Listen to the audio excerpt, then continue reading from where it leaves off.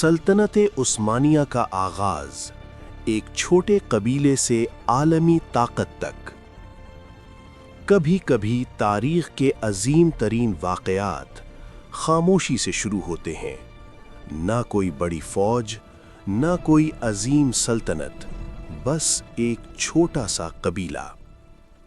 13वीं सदी के आखिर में अनातोलिया की सरजमीन जंगों, बगावतों और ताकत की लड़ाइयों से भरी हुई थी।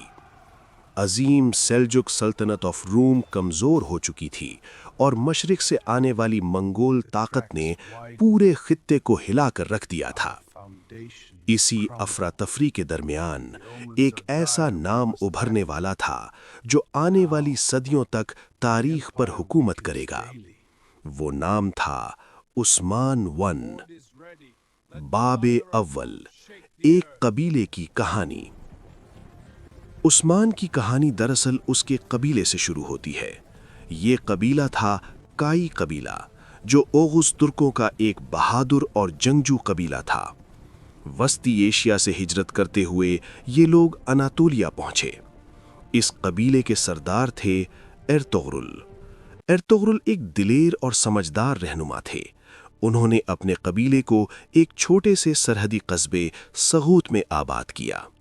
ये जगह खास थी। यहाँ एक तरफ मुसलमान तुर्क रियासतें थीं और दूसरी तरफ कदीम ईसाई सल्तनत बाइजेंटाइन एम्पायर। यही सरहदी इलाका आने वाले वक्त में एक अजीम सल्तनत की बुनियाद बनने वाला था। बाबे दोअम, उस्मान का उभार। जब एर्तुगरुल का इंतकाल हुआ तो कबीले की क़यादत उनके बेटे उस्मान के हाथों में आई। ये तकरीबन 1299 का ज़माना था। उस्मान सिर्फ एक कबीले के सरदार नहीं थे, वो एक विजन रखने वाले रहनुमा थे। उन्होंने जल्द ही समझ लिया कि अनातोलिया की कमज़ोर होती रियासतें एक ताकत के खला को जन्म दे रही हैं और यही खला एक नए इक़्तिदार को जन्म दे सकता था।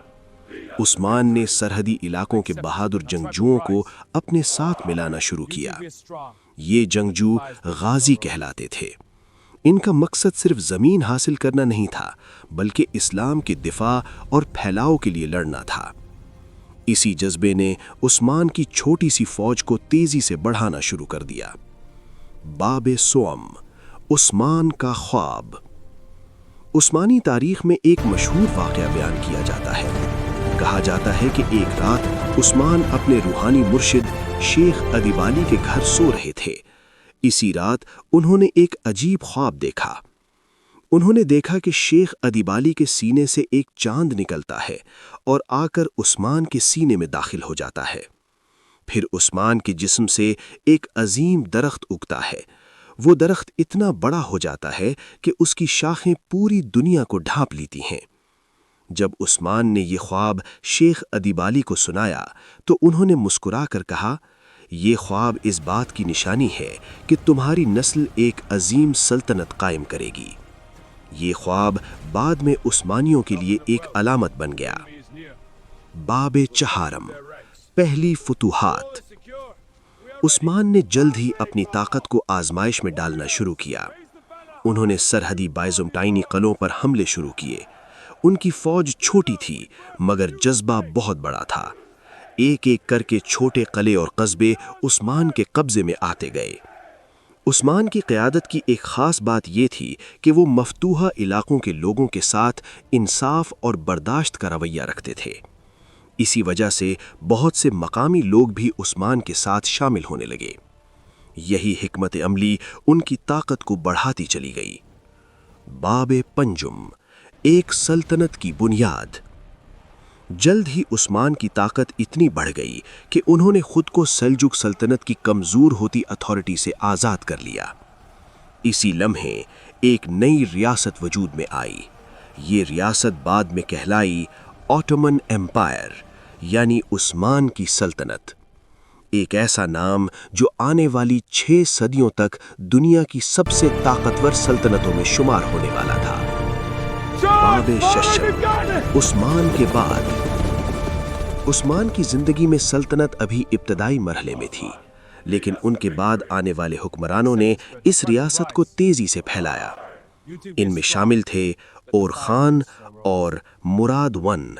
انہوں نے اناطولیہ سے نکل کر یورپ تک اپنی فتوحات کا دائرہ بڑھایا، اور پھر تقریباً 1.5 صدی بعد عثمانی سلطنت نے وہ کارنامہ انجام دیا جس نے تاریخ کا رخ بدل دیا۔